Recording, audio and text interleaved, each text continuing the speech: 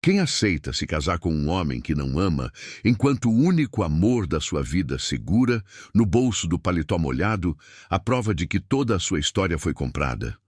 Naquela manhã, Marina acordou antes do sol, com o vestido de noiva pendurado na janela do quarto e a chuva batendo no vidro como se alguém estivesse pedindo para entrar. A cidade ainda dormia, mas a casa dos Amaral já respirava casamento. Havia flores no corredor, caixas de lembrancinhas na sala, taças sendo polidas na cozinha e uma fotografia dela com Renato, o noivo perfeito, estampada na primeira página do jornal local. Casamento do ano une tradição e futuro, dizia a manchete. Marina ficou olhando para a própria foto como quem encara uma estranha bem penteada. Na imagem, ela sorria com cuidado. Sorriso de quem aprendeu cedo que alegria também podia ser uma roupa social. Aos 27 anos, era professora de piano na escola Santa Cecília, a mesma escola onde tinha crescido entre partituras velhas, cadeiras riscadas e cheiro de café requentado. De origem humilde, acolhida ainda menina por uma família poderosa, ela havia aprendido a tocar para agradecer, a se portar para não incomodar e a calar quando alguém dizia que sua sorte era maior que sua dor. Mas sorte era uma palavra estranha para quem passava as noites pensando por que não se parecia com ninguém daquela família. Por que as fotos antigas nunca mostravam sua mãe grávida? Por que o nome dela aparecia rasurado em alguns papéis?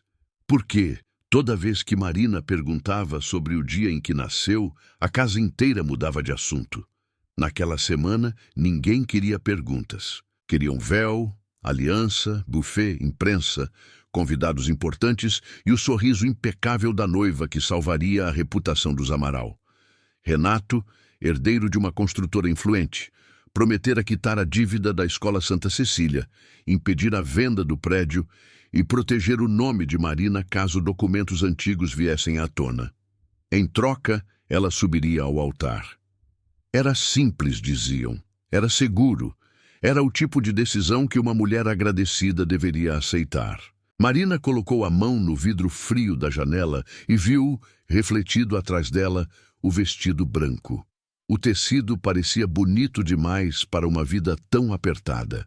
Na cadeira ao lado da cama, havia uma caixinha com o anel de Renato e, embaixo dela, dobrado tantas vezes que quase rasgava nas bordas, um papel amarelado com uma frase escrita por um menino de 16 anos.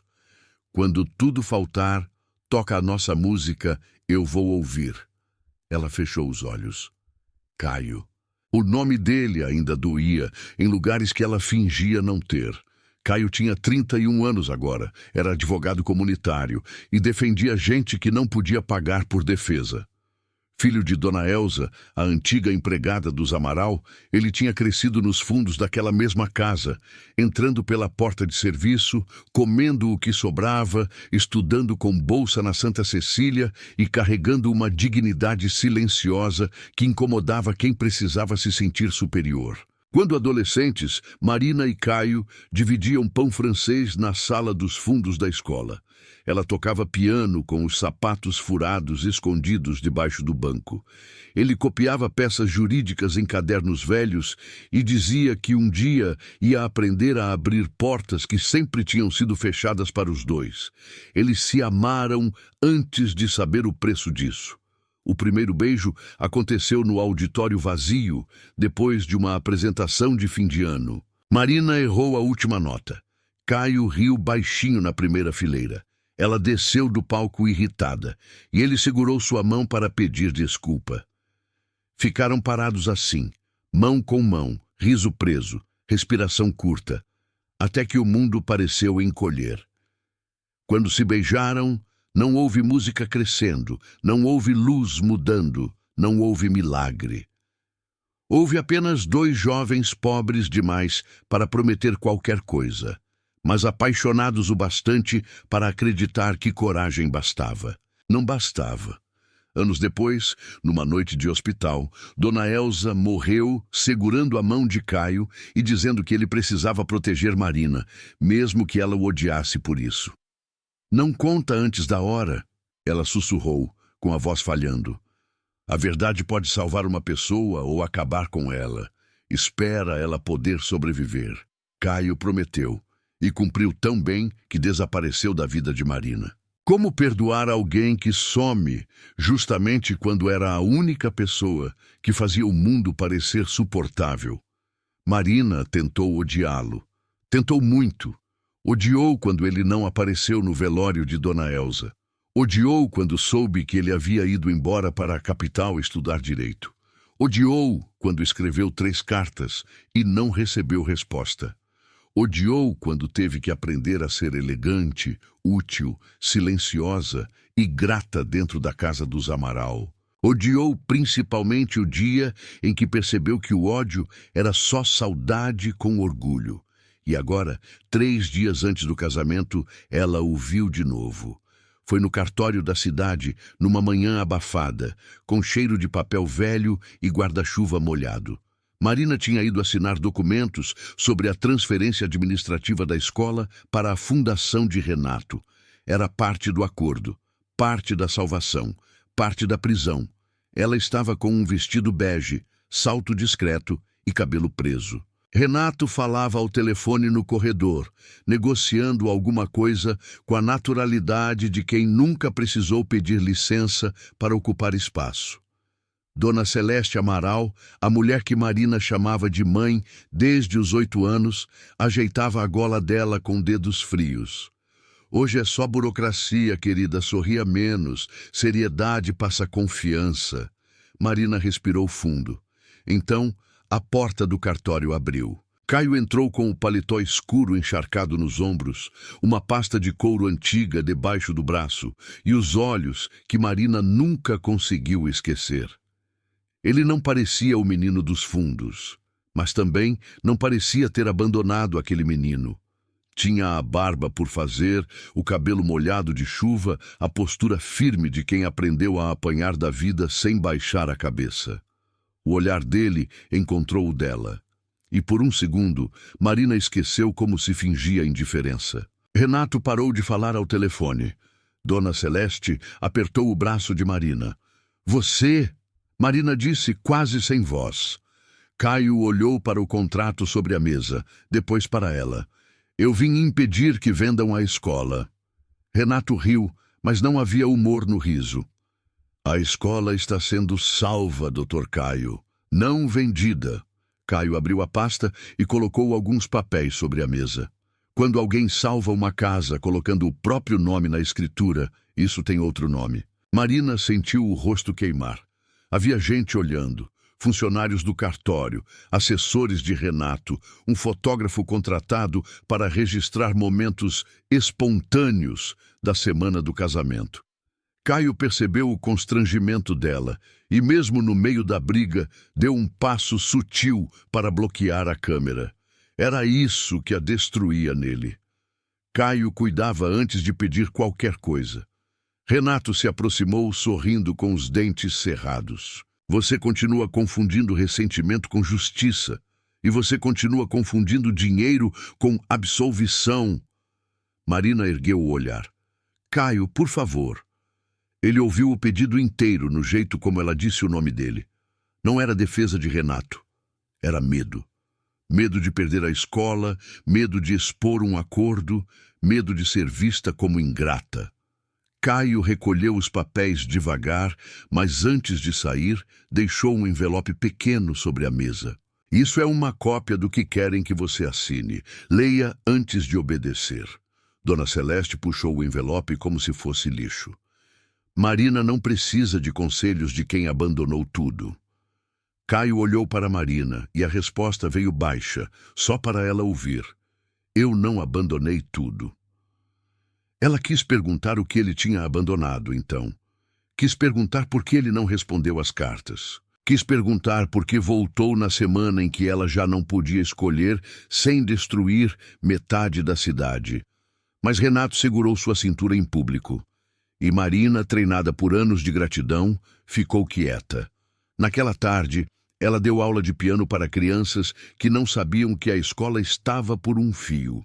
O auditório tinha infiltração no canto esquerdo, as cadeiras rangiam, o piano principal desafinava nas notas graves, mas ainda era o lugar mais verdadeiro que Marina conhecia. Ali, ninguém pedia que ela fosse perfeita.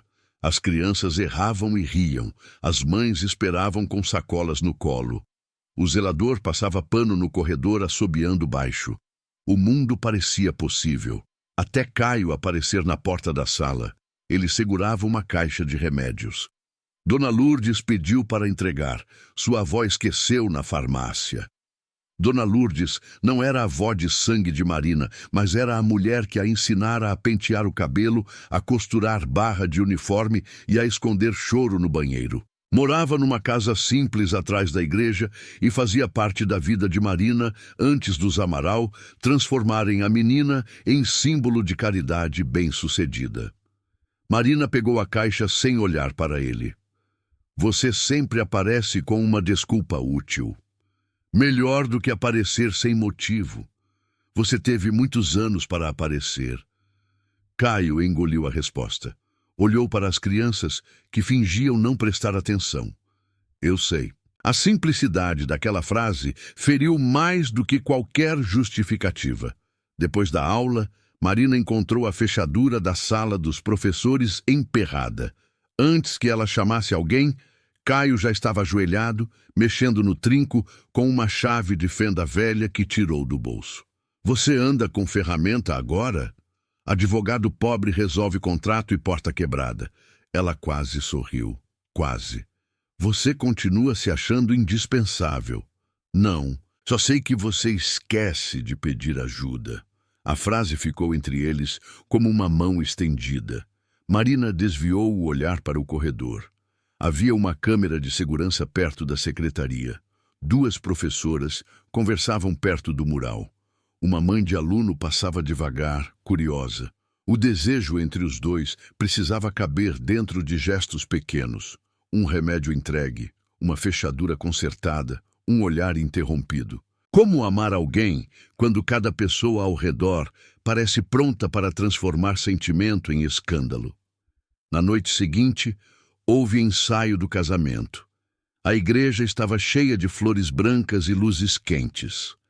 Renato caminhava com Marina pelo corredor como quem apresentava uma aquisição valiosa.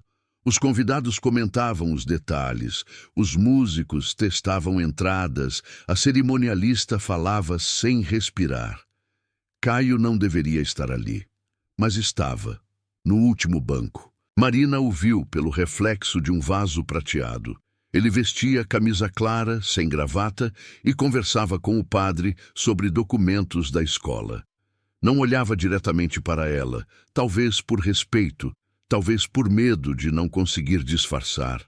Renato percebeu. Você quer que eu peça para tirarem ele daqui? Marina manteve o rosto calmo. Ele é advogado da Associação de Pais. Tem direito de estar aqui. Direito é uma palavra perigosa na boca de gente que não sabe perder. Ela parou de andar. Renato. Ele sorriu para os convidados, mas falou baixo. Não se esqueça por que você aceitou. Marina sentiu o chão da igreja endurecer debaixo dos pés. Aceitou porque a escola devia meses de impostos e fornecedores. Aceitou porque Renato prometera pagar tudo. Aceitou porque ele tinha acesso a documentos guardados pela família Amaral e insinuara que uma certidão antiga poderia destruir a posição dela, a adoção afetiva, o emprego, o respeito público e, principalmente, a escola que levava o sobrenome de sua suposta família. Eu posso proteger você, Renato dissera, mas preciso que você escolha de que lado está. Proteção, Marina descobriu. Às vezes era só ameaça usando roupa elegante. No fim do ensaio, enquanto todos brindavam no salão paroquial, ela saiu pelos fundos para respirar. Chovia fino. O vestido claro do ensaio molhou na barra. Ela encostou na parede de tijolos, tirou o sapato e tentou não chorar. Caio apareceu com um guarda-chuva aberto. Você vai gripar. Essa é a sua grande fala depois de 8 anos? Eu tinha preparado outra, mas você está descalça na chuva. Ela soltou uma risada pequena, quebrada. Ele se aproximou o bastante para cobri-la, não o bastante para tocar. A luz amarela da saída da igreja desenhava os dois contra a parede molhada. Por que voltou agora? Ela perguntou. Porque agora eles vão tomar a escola. E antes, quando tomaram você de mim? Caio fechou os olhos por um instante. Eu não podia te dar a verdade daquele jeito. Que verdade? Ele olhou para o guarda-chuva, para a rua vazia, para as próprias mãos. Não aqui. Marina riu sem alegria. Sempre tem um lugar errado, uma hora errada, um motivo nobre, mas quem ficou sem resposta fui eu. Caio tirou do bolso um lenço dobrado e entregou a ela. Marina não pegou. Você recebeu minhas cartas? Ele ficou imóvel. A chuva pareceu aumentar apenas porque o silêncio ficou maior. Recebi. A palavra atravessou Marina. E não respondeu? Não. Por quê? Ele respirou como quem escolhe uma dor. Porque se eu respondesse, eu voltava. E se eu voltasse, eu contava. E se eu contasse naquela época, você ia perder tudo sem ter força para decidir nada. Marina deu um passo para fora do guarda-chuva. Você decidiu por mim. Eu prometi proteger você. Para quem? Antes que ele respondesse, a porta se abriu. Renato apareceu com 2 convidados. Marina, estão procurando a noiva. Caio se afastou imediatamente. Marina calçou o sapato sem olhar para ninguém. Renato colocou a mão na nuca dela, um gesto de posse disfarçado de carinho, e sorriu para Caio. Obrigado por cuidar da minha noiva na chuva. Caio encarou a mão de Renato por um segundo. Alguém precisava.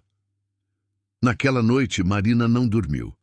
Ela foi até a casa de Dona Lourdes, entrou pela cozinha dos fundos e encontrou a senhora dobrando panos de prato.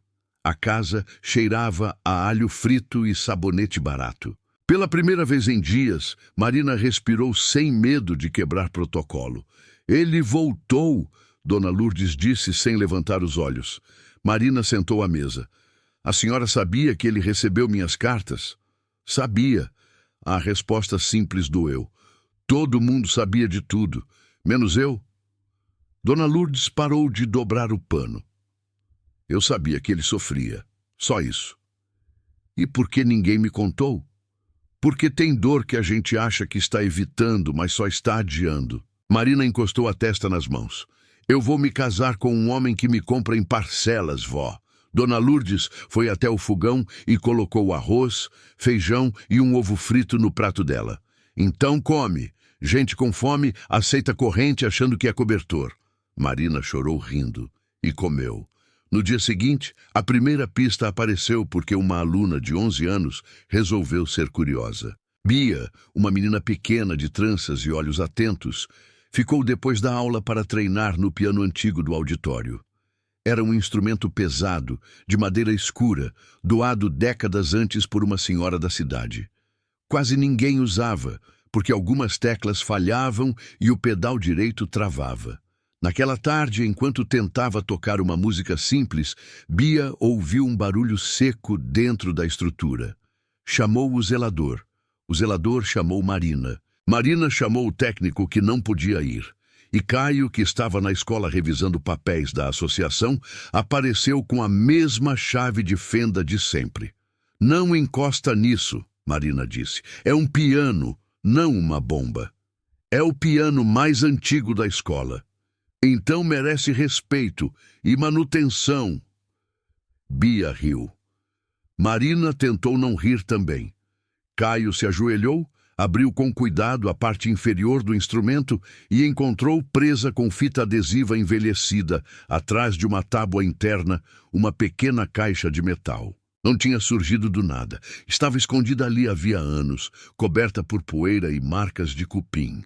Na tampa, alguém escrevera com caneta azul quase apagada. Para Caio, quando Marina puder ouvir. O auditório ficou sem ar. Bia olhou para Marina. Professora, é seu nome. Marina sentiu o corpo gelar. Caio pegou a caixa como se segurasse um coração. Por alguns segundos, o advogado firme desapareceu e o menino dos fundos voltou ao rosto dele. Quem colocou isso aí? Marina perguntou. O zelador coçou a cabeça. Pelo jeito, foi a dona Nair. Ela cuidava do auditório antes de mim. Gostava de esconder coisas para não roubarem. Morreu faz uns 6 anos. Caio não abriu a caixa.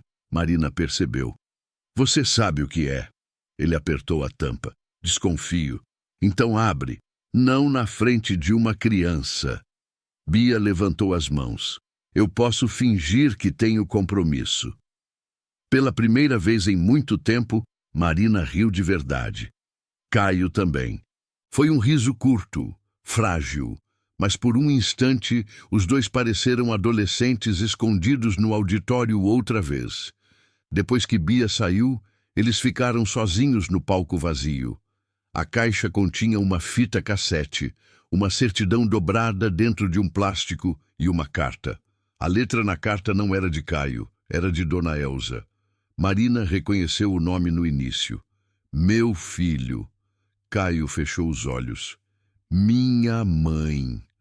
Marina segurou a carta com os dedos tremendo, mas não leu tudo. Não conseguiu. Algumas palavras saltaram como lâminas. Maternidade, troca, Amaral, dívida, menina, perdão, voz da mãe. Que mãe? Marina perguntou. Caio não respondeu rápido o bastante. Marina deu um passo para trás. Caio, que mãe? Ele abriu a boca, mas o som de palmas no corredor interrompeu. A diretora entrou com Renato, Dona Celeste e 2 homens da construtora. Vinham verificar o auditório para a cerimônia de formatura que aconteceria antes do casamento religioso. Um evento público que Renato queria transformar em vitrine da própria generosidade. Marina escondeu a fita atrás do corpo. Renato viu. Claro que viu. O que é isso? Nada, Marina disse. Caio tomou a frente. Material antigo da escola. Renato sorriu. Curioso como coisas antigas sempre aparecem perto de você. Dona Celeste olhou para a caixa e perdeu a cor por um segundo. Foi rápido, mas Marina viu. Viu o medo da mulher que a criou. Viu reconhecimento. Viu culpa. E naquele instante, entendeu que a pergunta não era se havia um segredo. Era quantas pessoas tinham construído a vida dela em cima dele. Naquela noite, Marina levou a fita para casa escondida dentro da bolsa. Não tinha mais aparelho para tocar fita cassete. Quase ninguém tinha. Ela procurou em gavetas, armários, caixas antigas. Encontrou fotos de eventos beneficentes, certificados, partituras, recortes de jornal sobre a família Amaral, salvando crianças pobres pela educação. Não encontrou resposta. Encontrou, porém, uma fotografia solta dentro de um livro de receitas antigo. Era de uma mulher jovem, de cabelo cacheado e sorriso cansado, segurando um bebê enrolado em manta amarela. Atrás da foto, escrito à mão, Minha Marina, antes que tirassem seu nome. Marina sentou no chão. O quarto girou devagar, não como cena dramática demais, mas como acontece quando uma verdade empurra o sangue para longe do rosto. Ela tentou levantar, não conseguiu. A respiração ficou curta, o peito apertado. O celular tocou. Era Renato. Ela não atendeu. Tocou de novo. Dona Celeste bateu na porta. Marina! Ela escondeu a foto debaixo da perna. Estou bem. Renato está preocupado. Diz para ele que estou cansada. Você não pode se dar ao luxo de ficar cansada agora. A frase, dita com voz mansa, terminou de quebrar alguma coisa. Marina saiu pela porta dos fundos ainda com a bolsa no ombro, atravessou a rua sem guarda-chuva e foi para a escola. O prédio estava fechado, mas ela tinha chave, sempre teve. O auditório vazio cheirava a madeira úmida e poeira. Ela subiu ao palco, sentou diante do piano antigo e colocou os dedos nas teclas. Tocou a música que Caio havia composto para ela na adolescência. No começo, saiu falha. Depois, mais firme. Era uma melodia simples, bonita, sem querer impressionar. Uma música de corredor, de pão dividido, de promessas feitas sem testemunha. Ela tocava e chorava, porque algumas dores só obedecem quando viram som. Caio entrou pela lateral do palco no meio da música. Não falou. Apenas ficou ali, ouvindo. Quando ela terminou, perguntou sem olhar para ele. Você ouviu? Eu sempre ouvi. Não faz isso. Isso o quê? Falar bonito quando eu estou tentando te odiar. Ele se aproximou. Sobre o banco do piano, entre eles, ela colocou a fita cassete e a fotografia. Quem é essa mulher? Caio olhou para a foto, como quem reencontra uma culpa antiga. Helena. Quem é Helena? Ele demorou. Sua mãe. Marina levantou tão rápido que o banco arranhou o chão. Não. Marina, não fala meu nome como se tivesse direito. Eu não queria que você descobrisse assim, mas queria que eu casasse sem descobrir? Não. Então o que, Caio? Você ia aparecer no altar com uma pasta e me salvar como herói? Ele balançou a cabeça, ferido. Eu nunca quis ser herói da sua vida, mas quis ser dono da hora certa. A frase atingiu os dois. Caio olhou para o chão. Quando voltou a falar, a voz estava baixa. Minha mãe trabalhava na maternidade como auxiliar de limpeza. Ela viu coisas que não devia. Viu um bebê morto ser registrado com outro nome. Viu uma criança viva ser levada por gente que precisava encobrir um desvio de dinheiro dentro da fundação dos Amaral. Helena, sua mãe biológica, era funcionária temporária. Ela descobriu que tinham usado documentos dela em um esquema. Quando ameaçou denunciar, disseram que ela perderia a filha. Depois disseram que a filha tinha morrido. Marina levou a mão à boca. Não. Minha mãe ajudou Helena a gravar a fita. Dona Nair escondeu no piano porque era o único lugar que os Amaral não mandavam reformar. A certidão original ficou com minha mãe. Antes de morrer, ela me entregou tudo. E você guardou? Sim. Enquanto eu vivia na casa deles? Sim. Enquanto eu chamava Celeste de mãe. A voz dela quebrou. Caio deu um passo, mas parou antes de tocar. Eu tinha 19 anos, Marina. Minha mãe estava morrendo. Ela me fez prometer que eu não jogaria essa verdade em você enquanto você dependesse deles para comer, estudar, existir. Eu achei que estava protegendo você. E estava? Ele não conseguiu responder. No silêncio, os dois ouviram passos no corredor. Era uma funcionária da limpeza que pediu desculpa e saiu rápido. A quase confissão morreu ali, no palco, com a mão de Caio a poucos centímetros da mão de Marina. Ela recolheu a foto. Eu vou casar. Caio ficou pálido. Depois disso?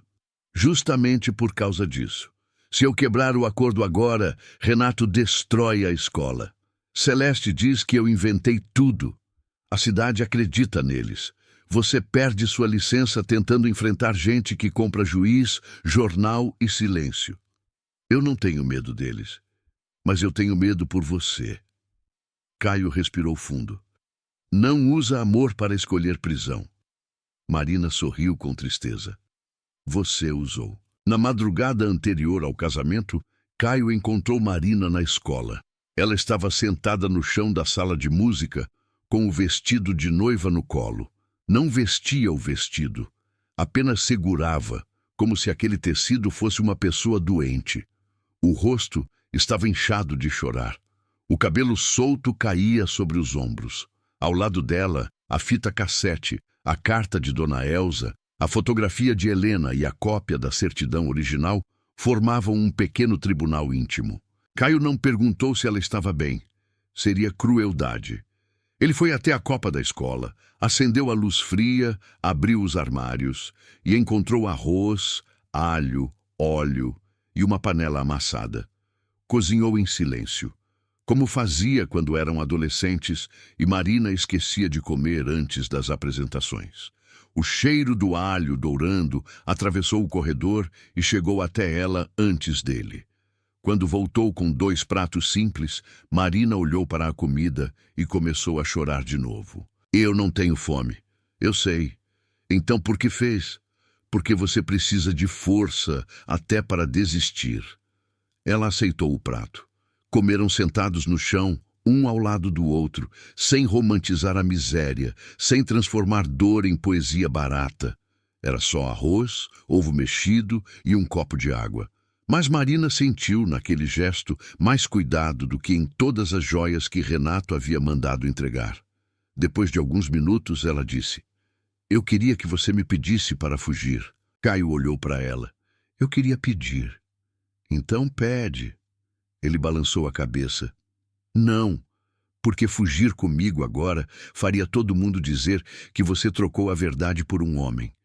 E você merece mais do que virar fofoca da minha coragem. Marina fechou os olhos. Eu estou com tanto medo. Eu também. Você. Eu esperei anos para te devolver uma verdade que talvez faça você me perder para sempre. Ela segurou a colher com força. Qual era a promessa? Caio tirou do bolso a carta completa de Dona Elza. Entregou a ela. Marina leu devagar. Dona Elza contava que Helena, a mãe biológica, havia trabalhado alguns meses na Fundação dos Amaral. Descobriu notas falsas, dinheiro desviado de doações e nomes de crianças usados em documentos. Quando Marina nasceu, a família Amaral enfrentava um escândalo silencioso. Celeste havia perdido um bebê no parto, e o marido dela, Álvaro Amaral, precisava manter a imagem de família perfeita para assumir a presidência da fundação. A troca não começou como plano de novela, nem como crueldade teatral. Começou como crime covarde, cometido por adultos influentes contra mulheres pobres que ninguém ouviria. Helena tentou lutar. Foi desacreditada. Adoeceu. Antes de morrer, gravou uma fita com a ajuda de Elza e pediu que Marina um dia soubesse que não tinha sido abandonada. A última linha da carta dizia: Caio, se você ama essa menina como seus olhos dizem, não use a verdade para prender Marina a você. Use para libertar. Marina dobrou a carta no colo. Ela sabia? Minha mãe! Que você me amava. Caio riu baixo com dor. Todo mundo sabia, menos você quando fingia não saber. Marina encostou a cabeça na parede. Eu sabia. Os dois ficaram quietos. A chuva batia nas janelas da escola. O vestido branco repousava entre eles como uma decisão impossível. Caio estendeu a mão e tirou um grão de arroz preso no pulso dela. O toque foi tão pequeno que poderia ser explicado. Mas o corpo de Marina inteiro respondeu como se esperasse aquilo havia 8 anos. Ela olhou para a boca dele. Ele olhou para a dela. Por um segundo, o beijo pareceu inevitável. Então o celular dela vibrou. Renato. A tela mostrou uma mensagem. Lembre-se, amanhã a escola assina sua sobrevivência junto com você. Marina apagou a tela. O quase beijo virou despedida. Caio se levantou primeiro. Eu vou embora. Você sempre vai. Ele recebeu a frase sem se defender. Dessa vez, eu vou estar no último banco. Se você escolher casar, eu não interrompo. Se escolher falar, eu fico. Se escolher nunca mais me ver, eu aceito. Marina olhou para ele. E se eu escolher você? Caio respirou como se essa pergunta fosse o lugar mais perigoso do mundo. Aí, escolhe primeiro a si mesma. Depois, me procura. Na manhã do casamento, a cidade parecia montada para assistir.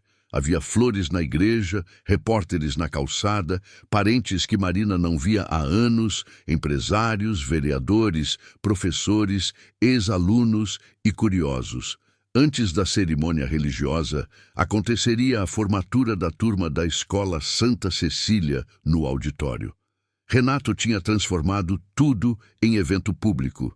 Discursos, placas, fotos, anúncio da quitação da dívida e depois o casamento que selaria a união entre tradição e responsabilidade social. Marina se vestiu sozinha. Dona Celeste tentou entrar, mas Marina trancou a porta. Querida, faltam 40 minutos. Eu sei. Não faça nada que nos envergonhe. Marina olhou para o espelho. Pela primeira vez, não viu apenas a moça acolhida pelos Amaral, nem a professora endividada, nem a noiva útil. Viu os olhos de Helena na fotografia. Viu a menina dos sapatos furados. Viu a adolescente beijando Caio no auditório. Viu a mulher cansada de ser uma solução bonita para problemas de gente poderosa. Abriu a caixa de joias e pegou o anel de Renato.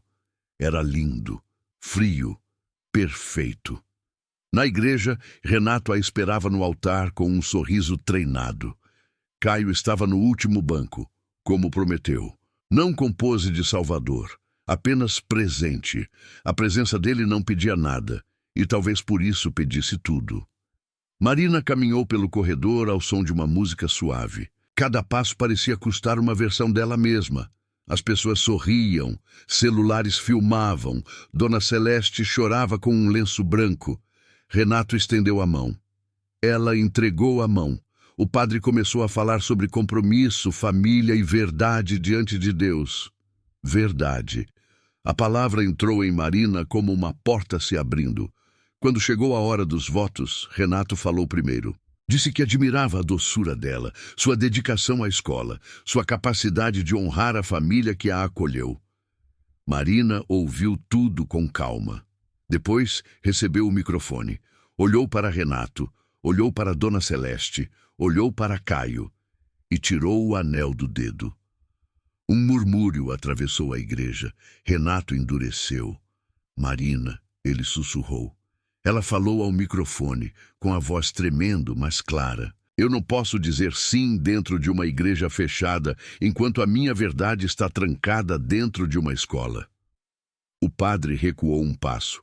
Dona Celeste levantou. Marina, não. Marina olhou para ela. Eu passei a vida obedecendo esse não. Renato tentou pegar o microfone. Ela afastou a mão. Quem quiser entender por que este casamento existia, me acompanhe até a escola Santa Cecília. Quem preferir acreditar na versão mais confortável, pode ficar. Ninguém respirou por alguns segundos. Depois Caio se levantou. Não foi até ela. Não fez cena. Apenas abriu caminho pela lateral, como se dissesse sem palavras. Eu estou aqui, mas a decisão é sua. E Marina saiu da igreja vestida de noiva, sozinha, com a cauda arrastando na pedra molhada da entrada. As pessoas foram atrás. Primeiro por choque, depois por curiosidade. Depois porque, em cidade pequena, ninguém perde a chance de assistir uma reputação sangrar em público. No auditório da escola, os alunos já esperavam para a formatura. Professores corriam confusos. A diretora pedia calma. Renato chegou logo atrás, furioso em silêncio. Dona Celeste entrou amparada por Álvaro Amaral, o patriarca que tinha o rosto fechado de quem já calculava advogados. Marina subiu ao palco. O vestido branco contrastava com a madeira velha, com o piano antigo, com as paredes que descascavam nos cantos. Aquele era o lugar onde ela tinha aprendido que beleza também podia sobreviver sem luxo. Caio apareceu na lateral com um aparelho de som antigo que havia conseguido com o zelador, testado na noite anterior, caso Marina decidisse ouvir a fita. Ele colocou sobre uma mesa, ligou os cabos no sistema do auditório e se afastou. Marina pegou a fita cassete. Renato subiu o primeiro degrau do palco. Você está tendo uma crise. Eu posso resolver isso com discrição. Ela olhou para ele. Você já resolveu coisas demais com discrição. E colocou a fita para tocar. No começo, houve chiado. Algumas pessoas riram nervosas, outras levantaram celulares.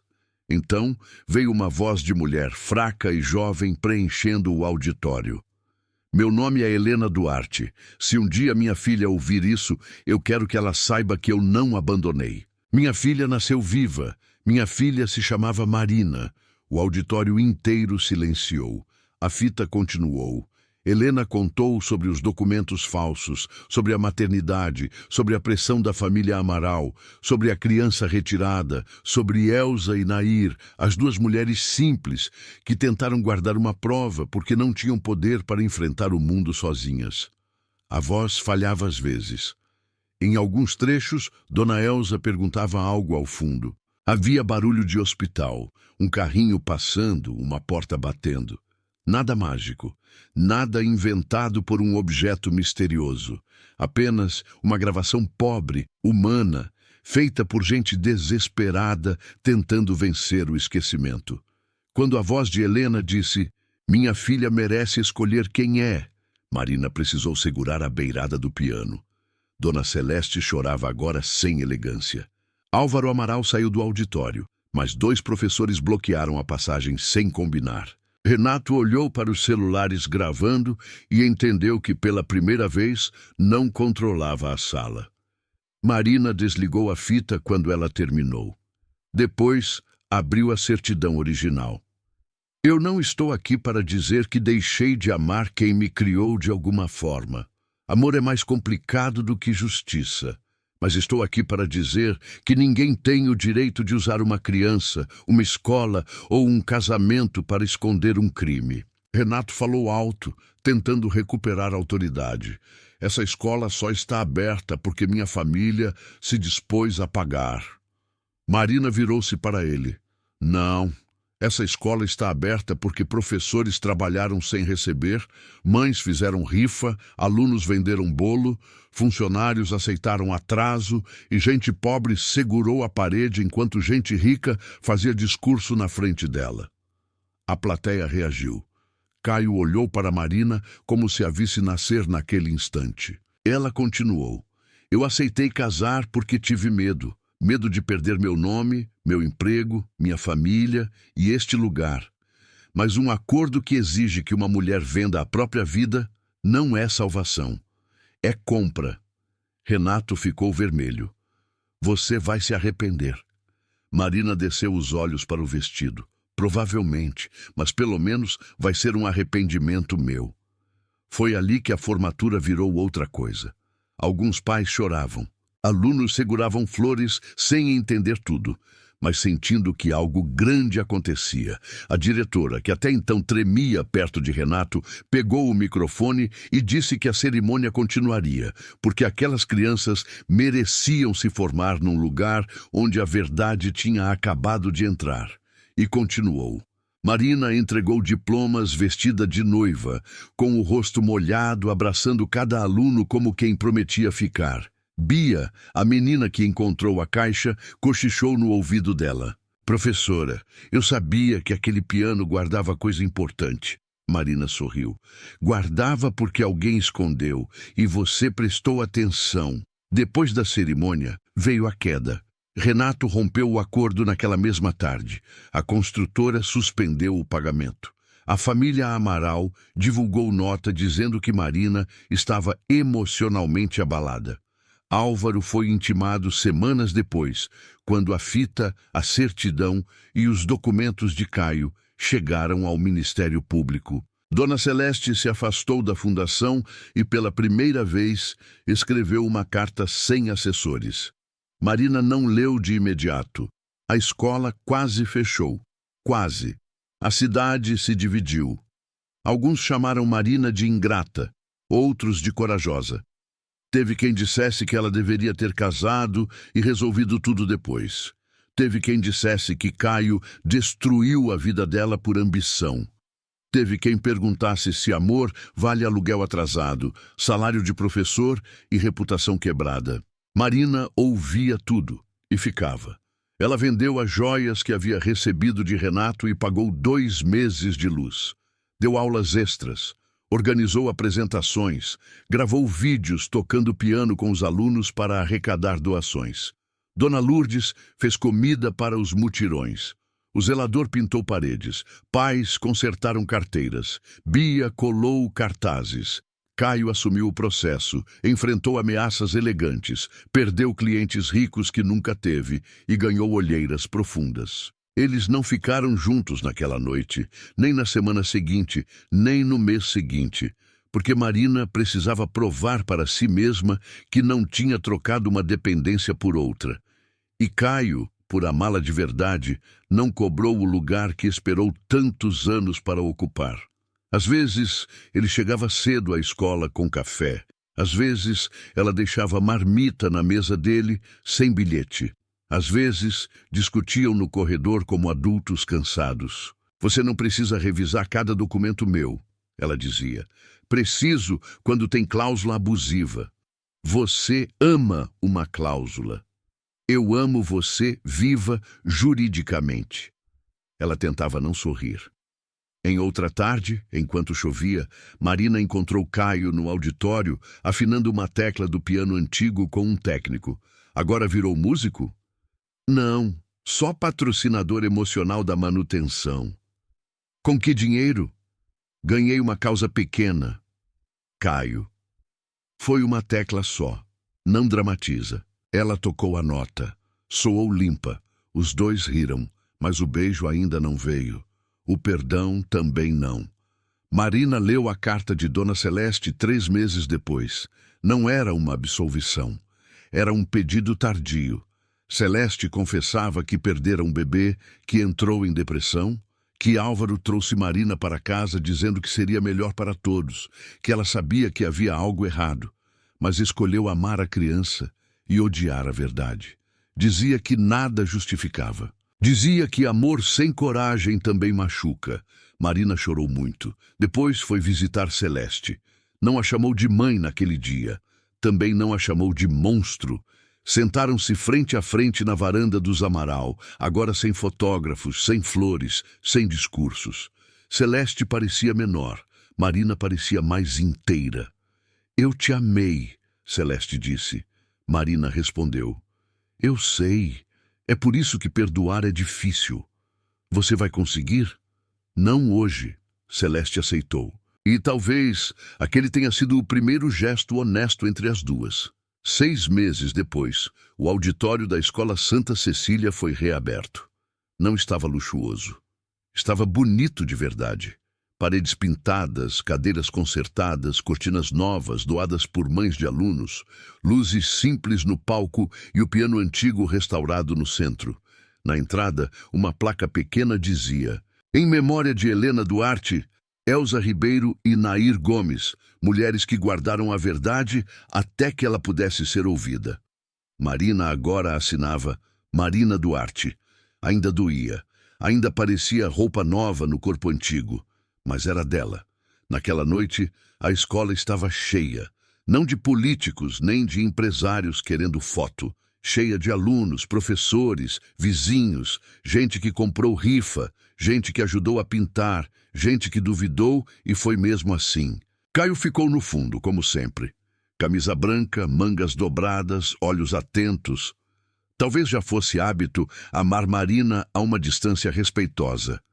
Talvez ele ainda tivesse medo de transformar espera em pedido.